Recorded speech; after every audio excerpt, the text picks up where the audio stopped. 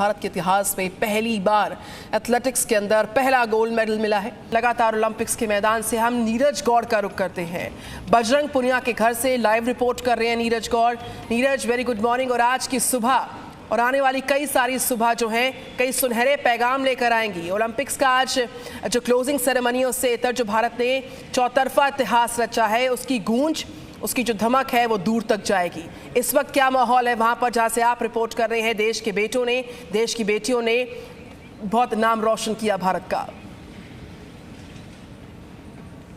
बिल्कुल निधि, मैं आपको बताऊं कि सोनीपत में मैं मौजूद हूं, जो कि पुनिया है उनके घर पर मौजूद हूं। हरिंदर बड़े भाई हैं, इनसे बात करते हैं।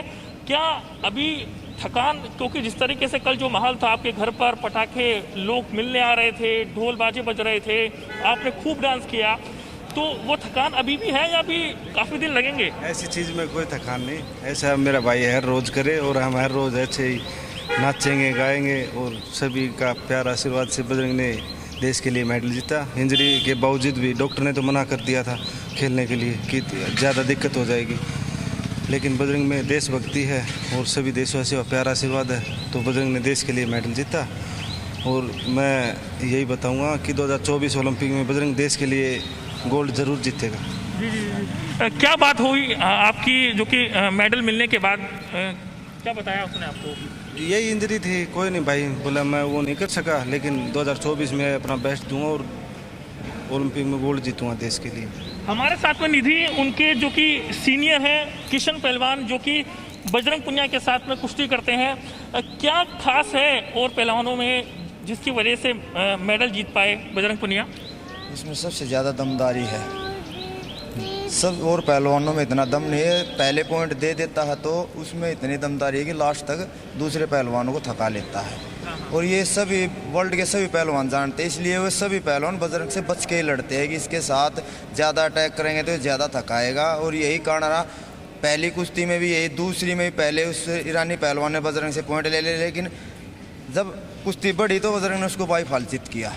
इस कुश्ती में भी पहले 2-3 मिनट कजाकिस्तान का पहलवान ठीक लड़ा, लेकिन उसके बाद उसने आत्मसमर्पण कर दिया, बिल्कुल 8-9-0 बनवा लिए। फिर उस पर एक पॉइंट भी नहीं ले पाया वो। तो आपके जो कि कैसे करेंगे स्वागत, जो कि एयरपोर्ट से यहाँ पर पहुँचेंगे सोनीपत, कितनी तैयारियाँ किस तरीके से कर रहे हैं आप लोग?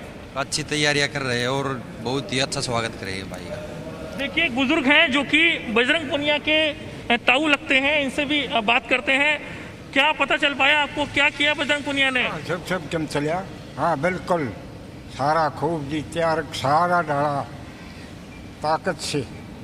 तो देख सकते हैं इनके इशारों में और हरियाणवी भाषा बोल रहे हैं कि पूरी ताकत के साथ में पटकनी दी है, जिसकी वजह से जो ब्रॉन्ज मेडल है वो देश को मिल पाया है। पूरा आप घर देखेंगे, यहाँ पर एक बड़ा पोस्टर भी लगा रखा है जिसने, जो कि बजरंग पुनिया ने जो अवार्ड लिए हैं, जिसमें प्रधानमंत्री भी आप देख सकते हैं, किरण रिजिजू हैं और तमाम जो लोग हैं उनके साथ में अवार्ड की जो फोटोज हैं वो यहाँ पर लगी हुई हैं। भतीजे हैं उनके बजरंग पुनिया के, पूरा परिवार जो है यहाँ पर मौजूद है। और जैसे जैसे सुबह हो रही है, लोगों का आना फिर से यहाँ पर शुरू हो गया है। और इनका कहना है कि जैसे ही बजरंग पुनिया एयरपोर्ट पर पहुंचेंगे और काफ़ी सारी गाड़ियां, पूरा काफिला निकलेगा ढोल बाजों के साथ में नाच करते हुए, जो कि यहां सोनीपत पहुंचेंगे। और सब लोगों को इंतजार है उनसे मिलने का। लगातार फोन पर ही बात हुई है परिवार के लोगों की कि बजरंग पुनिया बहुत ज़्यादा खुश है, लेकिन परिवार का कहना है कि आने वाले जो बिल्कुल नीरज, उसमें महज 7 साल की उम्र में बजरंग पुनिया ने कुश्ती के मैदान में अपना दमखम आजमाना अपने पिता के सानिध्य में शुरू किया था। और देखिए 7 अगस्त की तारीख, 7 अगस्त 2021, वो स्वर्णिम दिन इतिहास के पन्नों में दर्ज हो गया, जब एक नहीं 2 शानदार पल हमने देखे। और ऐसे कई सारे सुनहरे मौके इस पूरे ओलंपिक्स में आए जिसने अपने आप में इतिहास रच दिया है। तो जब देश के बेटे, हरियाणा के लाल जो कमाल कर कर वापस आ रहे हैं, उनकी तैयारी के लिए कितनी उत्सुकता है। आपके साथ कुछ बच्चे भी मैं देख पा रही थी, वो किस तरीके से खुश हैं स्वागत के लिए। क्या एक देश का बच्चा यहाँ पर प्रेरणा लेता है? एक उनका भतीजा जो है बजरंग पुनिया का आपके साथ मौजूद है, कितने प्रेरित हैं? बात कीजिए उनसे। बिल्कुल, जो कि इनके भतीजे हैं बजरंग पुनिया के। क्या नाम है बेटा आपका? मेरा नाम है पुनिया। अच्छा। क्या किया आपके चाचा ने, क्या पता चला आपको गोल्ड लेकर, ब्रॉन्ज मेडल लेकर आ रहे हैं?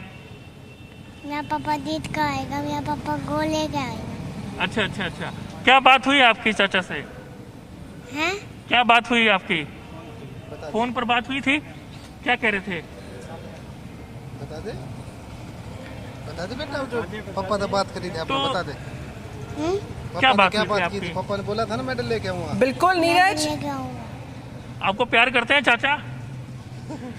ये देश के नौनिहाल हैं जो देश का जो कि बच्चे हैं, स्वर्णिम भविष्य जो है वर्ग के लोग उसको यहाँ पर। लिखने के लिए तैयार हैं। और जब घर से इस तरीके के बच्चे निकलते हैं, इस तरह का माहौल देखते हैं, तो भविष्य की उम्मीदें और ज्यादा बढ़ जाती हैं। और कुछ ही देर के बाद अभी आप नीरज गौर को देख पा रहे हैं, बजरंग पुनिया के परिवार वालों के साथ वो हैं, लाइव रिपोर्ट कर रहे हैं। तैयारियां कितनी खास है, ये मौका बहुत खास है, वो तारीख बहुत खास है जिसने इतिहास के पन्नों में खुद को दर्ज करवा लिया। गोल्डन बॉय के घर भी हम जाएंगे, नीरज चोपड़ा के घर भी हम जाएंगे, बहुत जल्द वहां की तस्वीरें आपसे साझा करेंगे। आज क्लोजिंग सेरेमनी है टोक्यो ओलंपिक्स की, रंगारंग कार्यक्रम होगा। उससे पहले जो तैयारियां की जा रही हैं देश के इन बेटों के घरों पर, चाहे वो बजरंग पुनिया हो, तमाम जो हमारे बेटे हैं जिन्होंने पदक जो है भारत। तो जी न्यूज़ एक्सक्लूसिवली आपको नीरज की जुबानी उनकी जीत की कहानी सुनवा रहा है। साथ ही साथ उनके जो परिवार वाले हैं वो जज्बाती भी हुए, भावुक हुए, लेकिन बेहद खुश हैं। पूरा देश जो है गदगद है।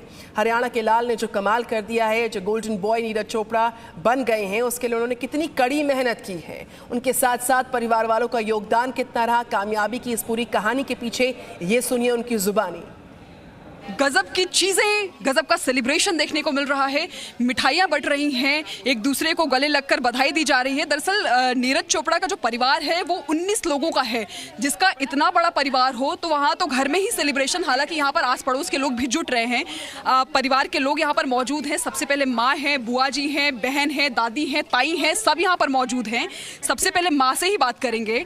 जब नीरज ओलंपिक्स में गए थे, आप लोगों ने ये उम्मीद की थी कि इस तरह का इतिहास रच जाएगा? जी उम्मीद तो थी। इब जड़ा 5-7 खेल लेंगे, उम्मीद तो एक बार तो हो जाती है भाई, सारे खेलने जा रहे, मेहनत तो सभी कर रहे हैं। फिर सभी के माँ बाप, सभी के वीडियो देखा भी मारे बच्चे लिया मैं, लेकिन थी नहीं उम्मीद भाई गोल्ड लिया होगा। बेटे की काबिलियत पर भरोसा था? हाँ जी, भरोसा था। अच्छा, हमने ये भी देखा है कि बताया जा रहा है और मैंने जो सुना है कि इस मकाम तक पहुंचने के लिए खुद नीरज चोपड़ा ने बहुत मेहनत की है और परिवार का भी काफ़ी इसमें हाथ रहा उन्हें इस मकाम तक पहुंचाने में। हाँ जी, परिवार का पूरा सब। आप अभी कुछ कहानियां बता रही थी कि किस तरह के समझौते उन्होंने अपनी ज़िंदगी में किए इस मकाम तक पहुंचने के लिए, कुछ बताएं ज़रा। जी, नीरज को बचपन से मीठा बहुत पसंद था और मीठा पसंद होने के कारण ही उनका ओवरवेट हो गया था। जैसे मतलब वो स्कूल से आते थे। ओवरवेट कितना?